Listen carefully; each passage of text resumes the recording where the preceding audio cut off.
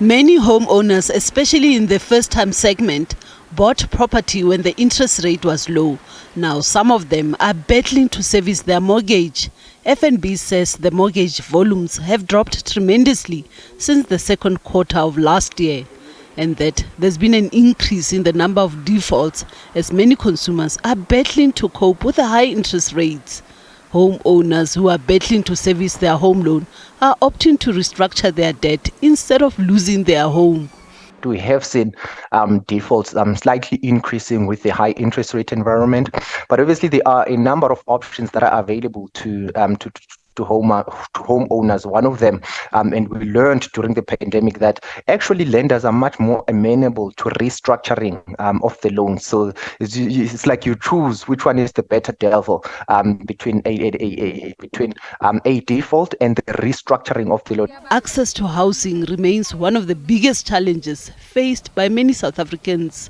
ABSA says it has spent over 2 billion rand to grow the affordable housing segment in the first quarter of 2023. But many people are still battling to secure title deeds on their homes. Compounding the problem is the high interest rates environment, which is making owning a property unaffordable for many. When interest rates are high, it means the consumer will be under pressure. It means that disposable income is then squeezed. Of course, a home is the biggest investment that anyone would ever make. And that means the inability to even make an investment in property pulls the industry back. About 10 to 15% of prospective buyers trying to secure a home loan are unable to secure finance due to affordability issues.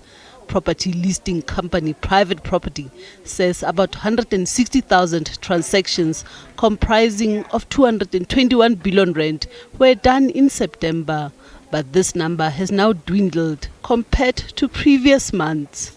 Currently what we're seeing on our portal, Private Property, we've got about 300,000 properties on the portal for sale. And if I look at the sales cycle of these properties, of how they sell through the market, yes, it takes longer. Previously, in good markets, 2 months, 3 months, they'll sell. Now we're seeing extended cycles, property being on the market longer. Experts say that is the buyer's market in some parts of the country like Gauteng and the Western Cape. Prospective buyers are still spoiled for choice as there are many properties on the market and they are able to secure bargains.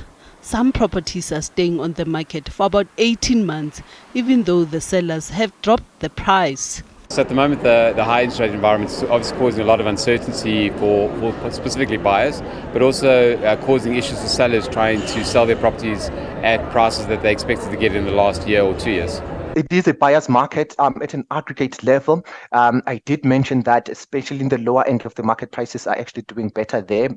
Those properties tend to be oversubscribed, not because the lower earning consumer is doing better, but because those that are in the middle are actually looking for cheaper alternatives under the current circumstances. So other than that, it definitely is a buyer's market. The Property Practitioners Regulatory Authority has received numerous complaints regarding illegal property practitioners who are robbing consumers of their hard-earned cash. A number of property practitioners have been charged for contravening the act governing estate agents. Lack of transformation has also been highlighted, with only fewer black people in the sector. The most one and the saddest one to me is of people paying cash into bank accounts of fraudulent, illegal property practitioners. So I want to urge all consumers to ensure that before you do any real estate transactions, you need to ensure that that practitioner is registered with the PPRA.